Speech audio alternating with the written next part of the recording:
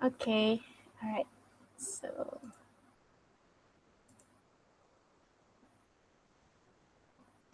okay, saya dah share ni. Boleh nampak? Boleh. Boleh. Okay, alright. So good morning to everyone. So hari ni kita nak discuss tentang artikel tentang nutrition. Alright. So artikel ni is a review tentang periodized nutrition for athletes by Esker. Okay, so tahun publish artikel ni ialah 2017 lah. Alright, so firstly kita akan pergi background artikel ni. So basically it's a review articles. So firstly is training adaptations. Biasanya kita tahu initiated by exercise. But actually it can also be initiated by nutrition. Either we amplify or reduce the nutrition in order for the athletes to adapt to training. Alright, most methods of adaptations focus on skeletal muscles, but training effects should also include firstly adaptations in other tissues, for example, brain tissues, vasculature, and improvement in absorptive capacity of intestine during the exercise or during the training. And then methods should also include increase in tolerance dehydration and other effects. Other effects contohnya cardiovascular system, respiratory systems and all that. So aim of this study is first, they will define the concept of periodized nutrition or also referred as nutritional training. And then after that, they will try to summarize the variety methods that are available to athletes. All right, so before we go to the methods of nutritional training, we have to understand what is periodized nutrition. So periodized alone defined as a plan, purposeful and strategic.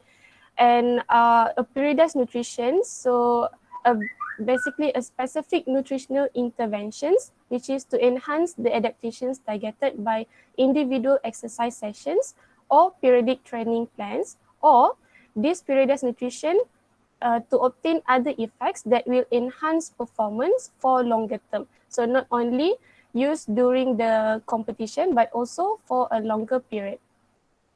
All right, methods includes in the periodized nutrition are manipulations of nutrients availability before, during, and after training. And then practices of this periodized nutrition, it prepares other organs for competition. For example, improving athletes' stomach comfort during the exercise or during the whole competition time. All right, so we first go to the first methods, which is the train low ataupun training in low availability of carbohydrates. Alright, so before we look at the table, kita tengok dulu dekat rationale dia kenapa we suggest train low for athletes, because firstly, there is a link between carbohydrate availability or muscle glycogen and gene expressions. And meanwhile, training adaptations are the result of accumulated changes in protein synthesis. So accumulated protein synthesis will lead to improved performance. All right, regarding the gene expression, a stable signal translation and transcription of RNA and also sufficient amount of amino acids are needed for protein synthesis, which of these factors are mostly influenced by nutrition. And previous studies being reviewed showed that lower muscle glycogen results in greater AMPK expression. AMPK is an activated protein kinase, which can be found in a metabolic changes that occur from muscle contraction, thus result in greater gene transcription being regulated. So basically if we reduce the intake of carbohydrate, meaning we also reduce the muscle glycogen. So low muscle glycogen result in greater AMPK expression.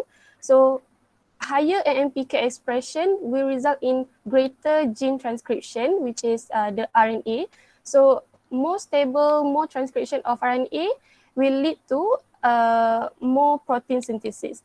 So greater protein synthesis will lead to improved performance. So that's the link lah between low carbohydrate availability and improved performance. All right.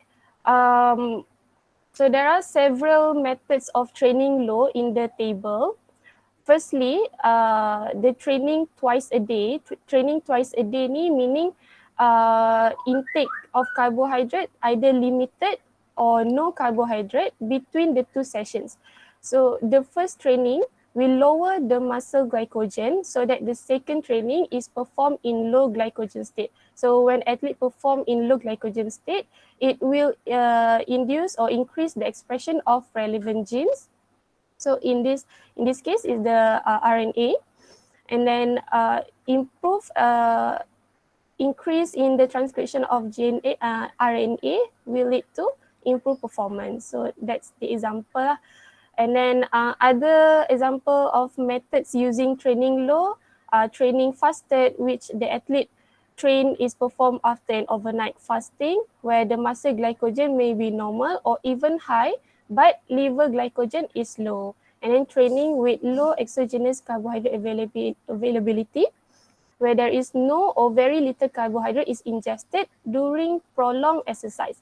So this may exaggerate the stress response.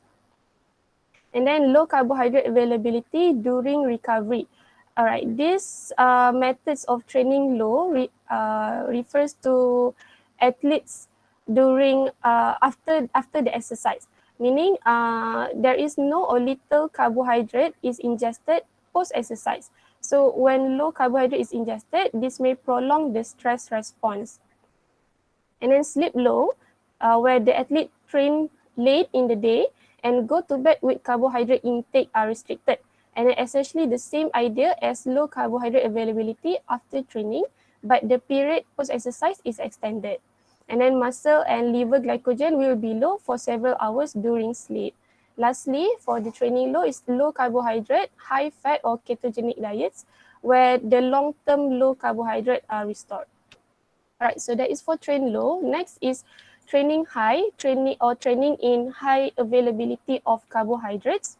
So reasons to use these types of training or types of periodized training, because carbohydrates memang initially important to maintain quality of endurance training and reduce symptoms of fatigue and overreaching.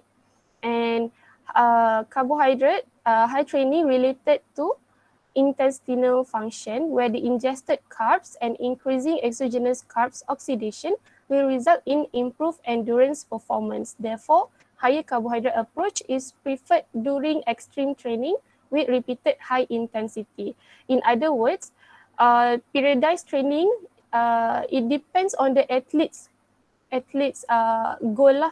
Kalau dia aim untuk improve endurance training or aim untuk reduce symptoms of fatigue and overreaching, so training high is suggested for the athletes to practice. So kalau athletes want to improve performance, therefore the low train is suggested for the athletes. Alright, for the train high, contoh methods available for them is that training with high muscle and liver glycogen, where the carbohydrate intake is high before training, when glycogen is important and there is a focus on glycogen restoration post-exercise. And then training with a high carbohydrate diet, where carbohydrate intake is high on daily basis, independent of training, but maybe especially high around training. So meaning train high can be used waktu nak training, ataupun if the athletes really want to improve their endurance training in the rest of the scheduled punya training. Okay, next is the train the gut and dehydrated. So firstly, we look at the rationale why we want to train the gut and dehydrated in for training adaptation. because gastrointestinal GI problem symptoms are caused by intestine not adapted to absorb nutrients well under stress or exercise. This is happening due to blood flow intestine is reduced during intense and prolonged exercise, and it says that dehydration will aggravate this effect of GI problems. And in other words, intestinal absorption is the main barrier to deliver carbohydrate to the contracting muscles. Therefore, the glycogen muscle level are low. So in this type of training, athletes that are ingested high carbohydrate diet will increase the number of sodium glucose transporters in the intestine, as well as the activity of the transporters. So increasing these factors, it will allow a greater absorption of the intestine of carbohydrate and oxidation during exercise. Thus reduces chances of developing the GI distress. Okay, so we look at the methods available to train the gut. For example, training of stomach comfort, where the athlete should increase volume of intake with or without exercise. So even outside of the training period, athletes should still consume a high amount of carbohydrate in order to train their stomach comfort. Other than that, training gastric emptying, which the athlete repeatedly use of meals to increase or improve gastric emptying of fluids or nutrition, in this case is carbohydrate, and reduce stomach discomfort. And then training absorption, where the athlete increase the daily carbohydrate intake or intake during the exercise to improve the absorptive capacity of the gut and reduce intestinal discomfort. And lastly, to train the gut, training race nutrition, we're training all aspects of nutrition strategy on the race day itself. Okay, and then for the methods to train dehydrated, athletes training in dehydrated state, where the training are limited or no fluid intake to allow dehydration. Right, for this case of training dehydrated, there's they did not provide specific rationale to this, but it is based on this one study previously where they studied regarding dehydration and exercise. So they compare between two athletes where they manipulate the fluid intake 24 hours before the exercise. So one athlete consume enough fluid, but the other athlete is dehydrated. Okay, and then on the day of exercise,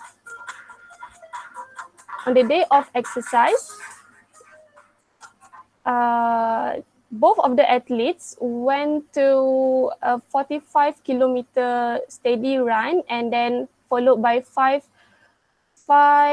kilometer of specific exercise lah.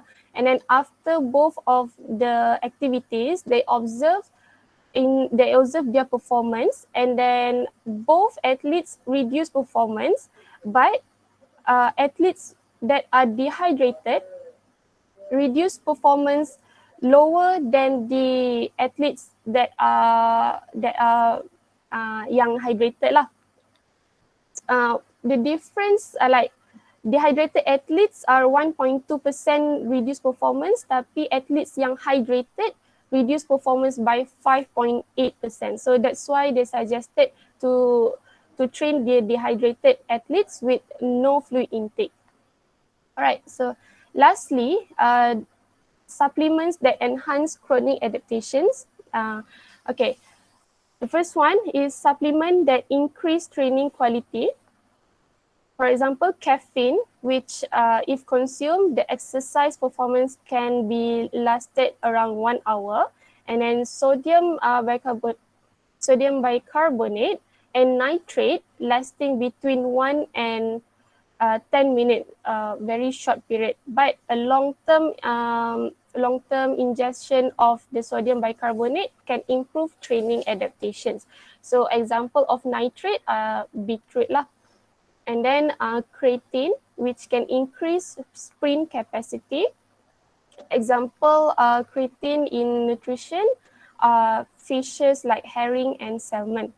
All right, supplement that can increase protein synthesis. So again, protein synthesis can improve performance, and also for athletes who want to gain muscle mass or strength.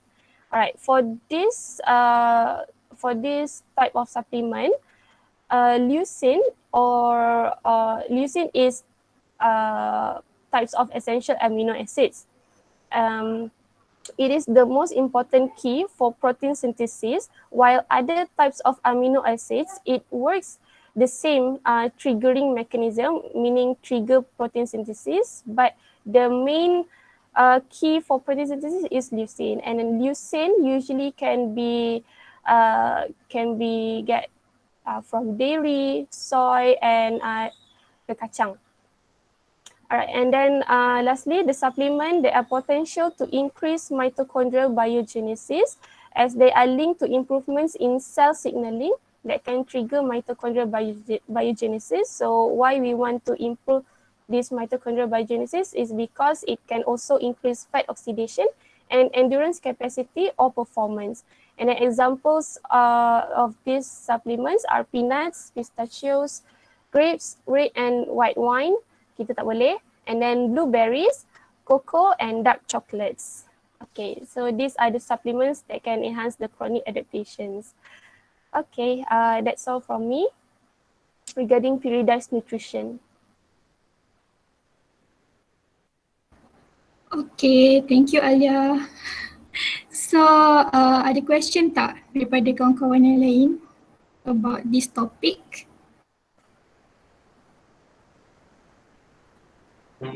Tak ada question, cuma nak discuss je lah. Dia maksudnya lain atlet lain lah dia punya keperluan nutritional ke macam mana? Based on this article, it depends on the athlete. Kalau dia nak improve performance, improve performance meaning yang sesuai untuk dia train, it can be training in low availability of carbohydrates because of this rationale lah.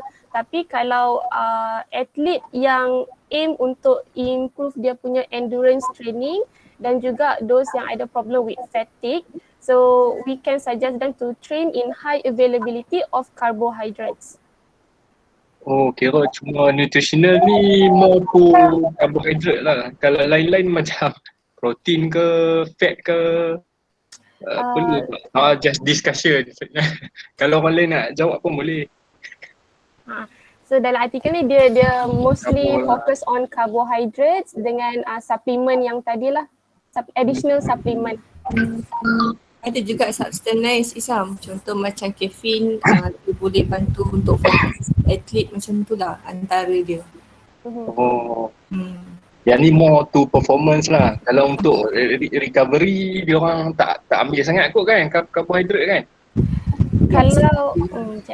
Kalau recovery contohnya ada dekat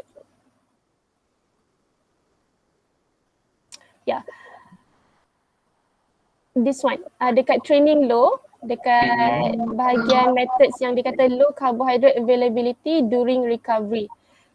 So meaning during recovery pun athlete can still improve performance by lowering intake of the carbohydrate because of this lah, the rationale. Okay. Terima kasih. Alia nak tanya yang low carbo tu during recovery tu kan, kan dia cakap dia may prolong the stress response, maksudnya bad thing ataupun good thing untuk stress response tu? Stress response, yang tu tak sure pula. Okay. Saya tak faham ayat dia macam prolong stress response ni.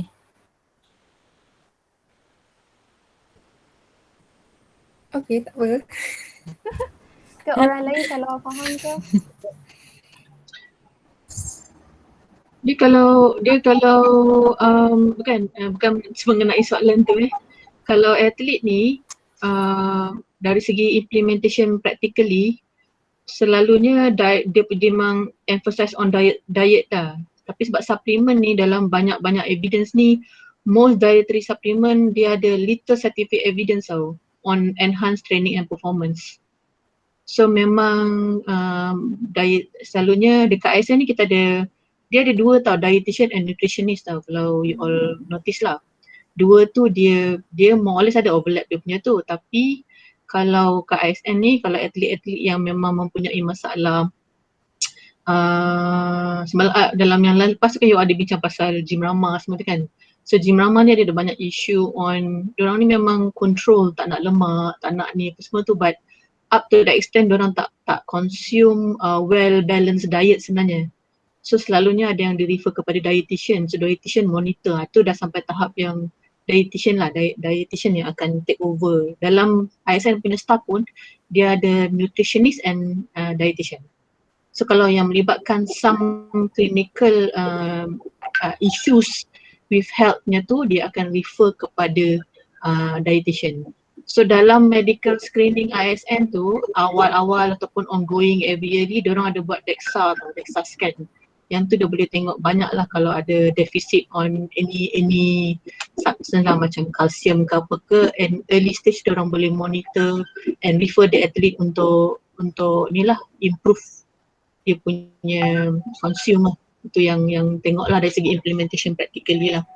So selalunya suplemen tu memang kalau betul-betul perlu baru dia prescribe beri kepada atlet lah.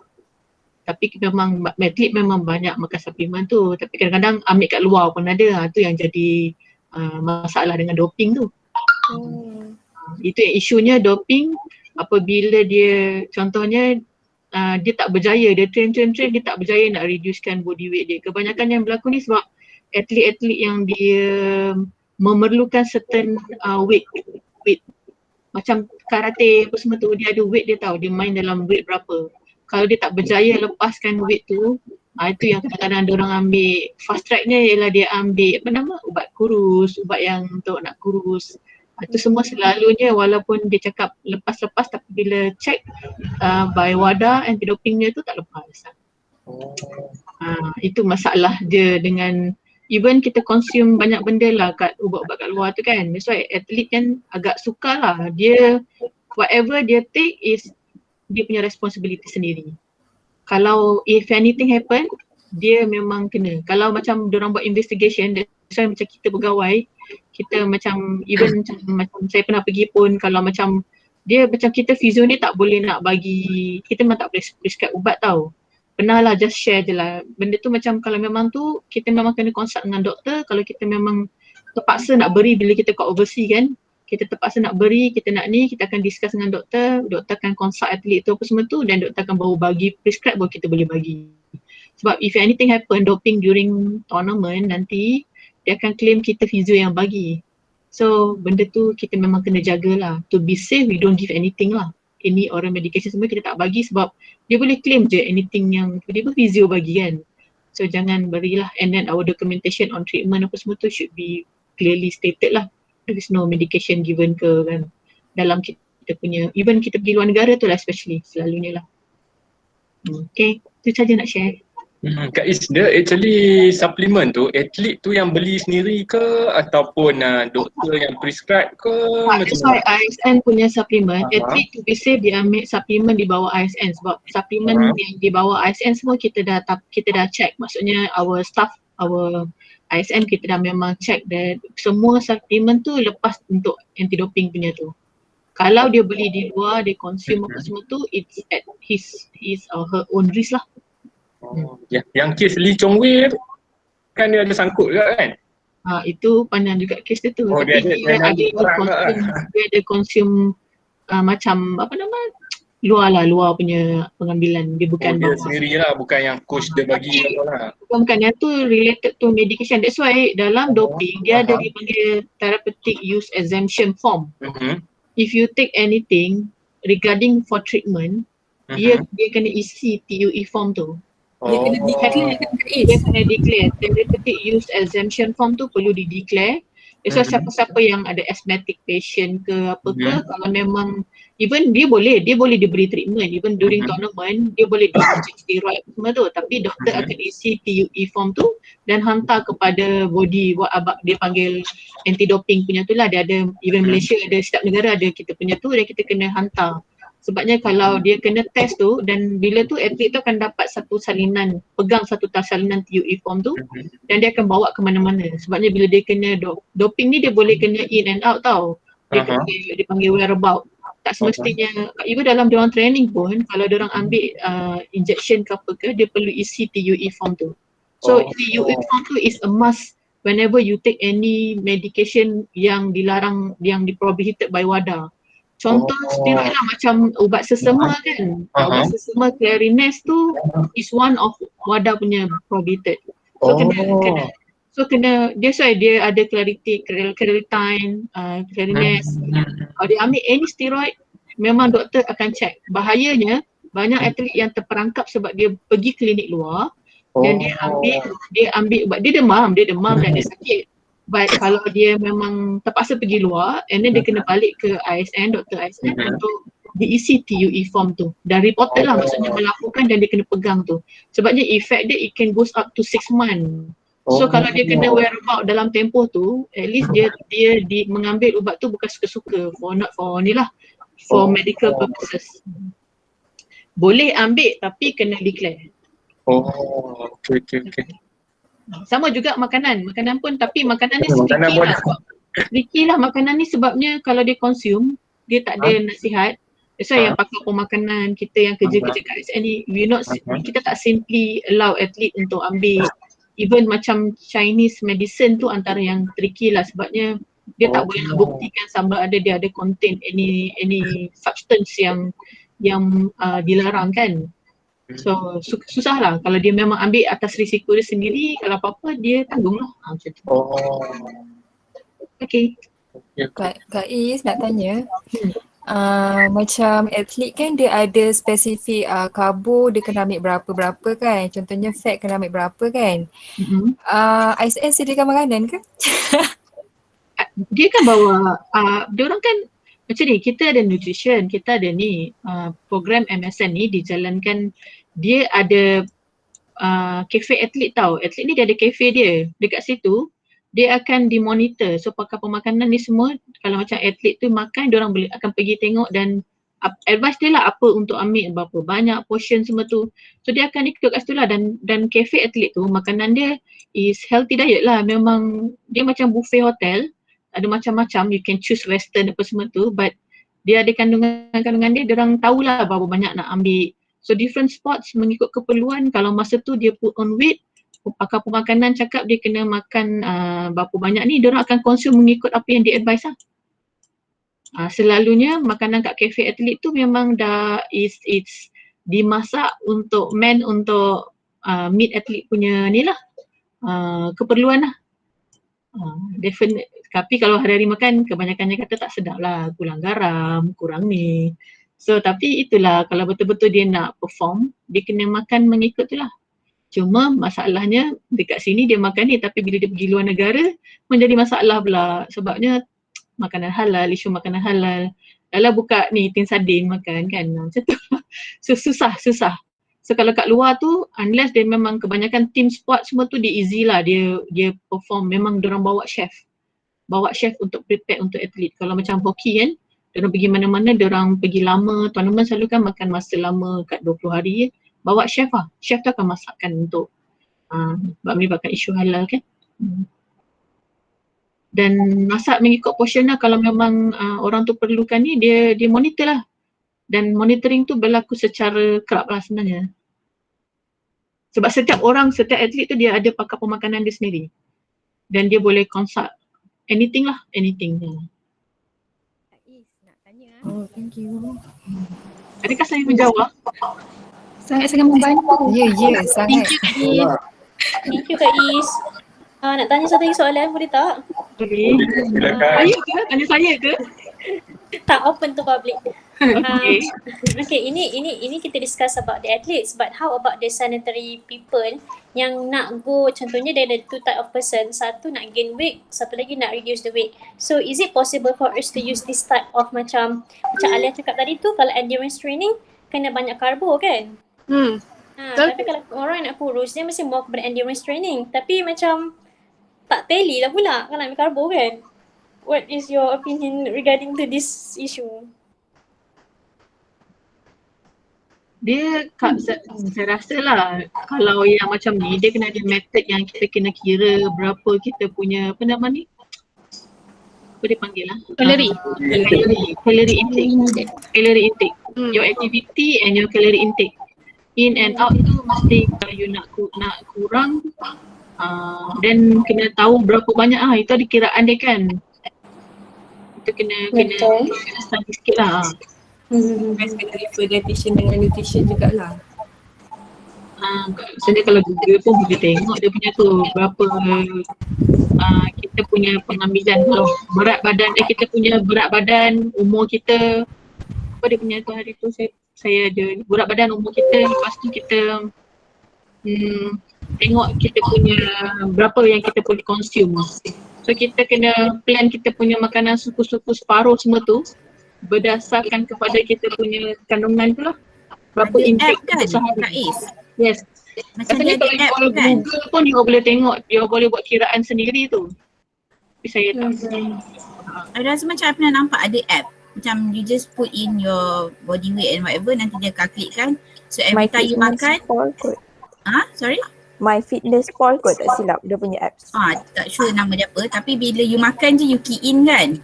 Lepas tu nanti dia kirakan macam contohlah you makan egg sandwich. So you tulis macam egg sandwich. Lepas tu nanti dia akan kirakan berapa kalori. So nanti contohlah you kena makan 1,300 kalori sehari. So nanti dikirakan lah.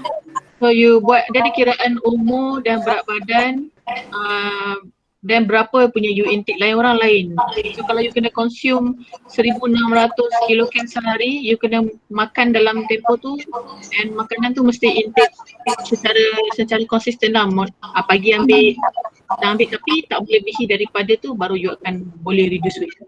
If you done with your exercises lah, you akan ada kiraan dengan berapa kali you exercise seminggu pun.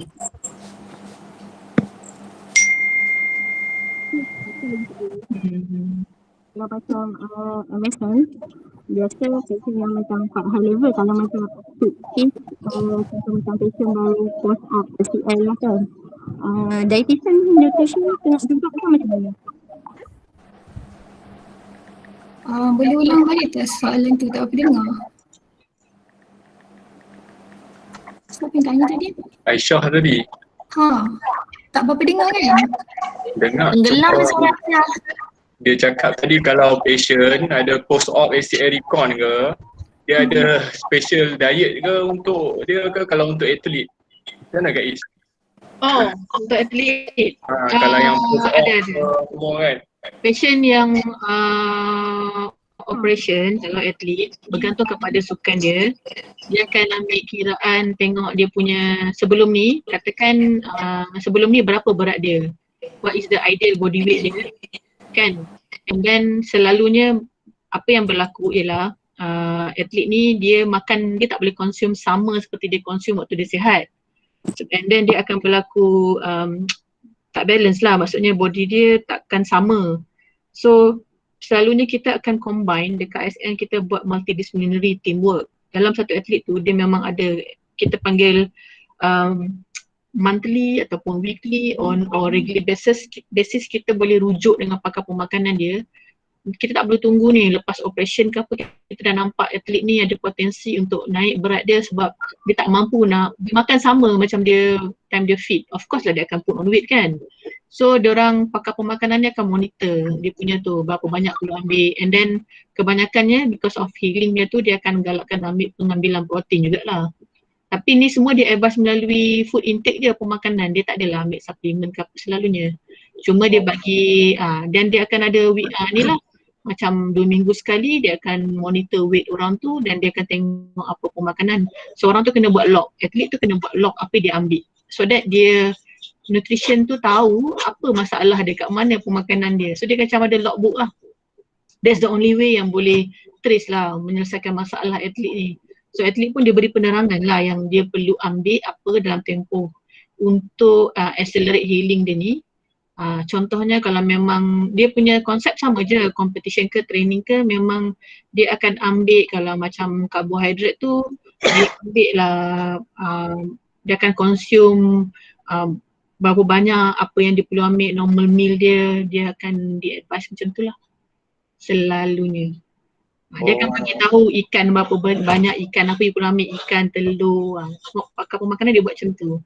So dia tahulah dia pergi dekat dia punya apa nama athletes cafe tu, dia akan ambil lah. So kan sometimes pakar pemakanan tu akan pergi check lah. Itu bagusnya atlet lah kalau kat atlet dekat sini, sebabnya dia boleh, dan kalau dia dah memang berjaya, dia boleh disiplin, dia dah okay, dan dia maintain je lah makan dia macam tu. Cuma kalau rasa macam rehab exercises tu high intense tu, dia boleh lah ambil karbohidrat lebih. Kalau bergantung kepada fasa-fasa rehab tu lah. Kak Is. Jajak nak tanya sikit. Contohnya sebab macam saya, kita macam private sector, kalau macam patient post-op ACL, biasanya dia orang depends on insurance. Dia dalam 2 bulan, 3 bulan tu insurance coverage dia akan datang physio twice 2 atau 3 kali seminggu. Tapi sometimes certain surgeon dia punya operation tu kaki tu memang swelling sangat. And then dia punya VMO tu memang susah nak naik. And then kita tak ada collaboration dengan dietitian. So macam kalau untuk pandangan Kak Is lah, kalau better untuk acute care tu kan, dalam 2-3 bulan tu better contact dengan dietitian ke tak, kalau untuk macam kita orang hospital lah. Kalau MSN memang buat kan.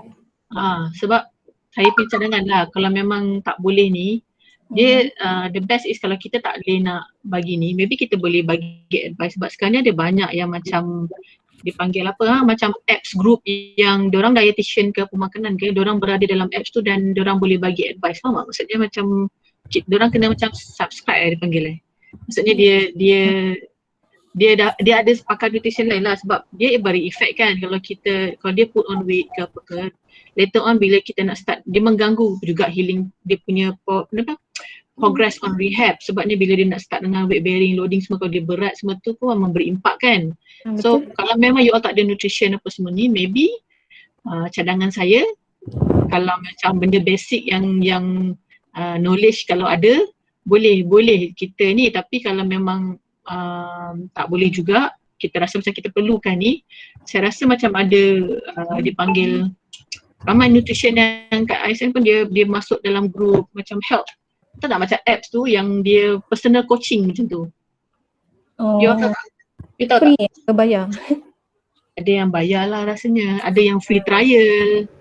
Boleh lah. Kak Is nak tanya. Okay, thank you Kak. Bila masa kita nak refer dietitian, bila masa kita nak refer nutritionist?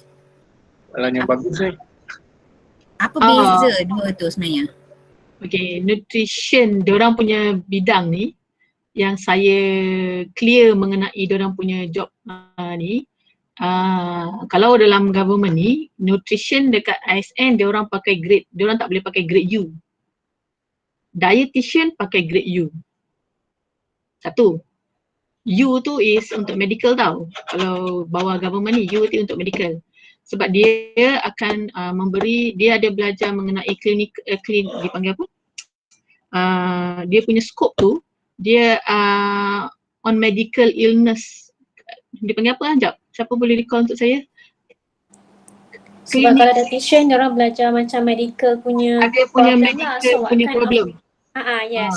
Yes, dia akan belajar medical problem. Ni nutritionist? Dietitian. Oh, dietitian. Okay. Kalau nutrition, dia belajar, dia macam dia punya bidang tu macam ada overlap, tapi dietitian tambahan dia ialah dia ada clinical medical illness punya scope. So kalau macam kes-kes yang kita refer, ada yang patient yang tak boleh nak makan disebabkan oleh macam anorexia, atlet pun ada juga tau yang berlaku. sebab terlalu ni. Dan benda-benda macam tu yang akan dimonitor oleh dietitian lah. Dia macam ni lah, I just macam contohnya kita physio dengan juga exercise scientist. So exercise scientist dia boleh prescribe exercise to those yang healthy person. So similar to those nutritionist. Tapi kalau macam kita belajar all the medical problems, so we can prescribe exercise to those yang ada medical, contohnya diabetes. Yes, macam tu juga dengan dietitian. Macam tu. Cuma dari segi bidang sukan ni memang ada overlap lah. Cuma memang kalau memang by DEXA scan punya tu ada masalah nutrient intake macam kalsium apa semua tu akan di refer kepada dietitian. So ISN memang ada dietitian. Benda macam tu lah. Perbezaan scope dia. Tapi memang berlaku lah overlap kerja tu, risiko kualitas untuk staff apa semua tu. Tapi related to any medical punya prescription, related to medical illness akan refer kepada dietitian. Yes. Okay, alright. Thank you Kak Is. Okay. Okay, so nak moving on to the next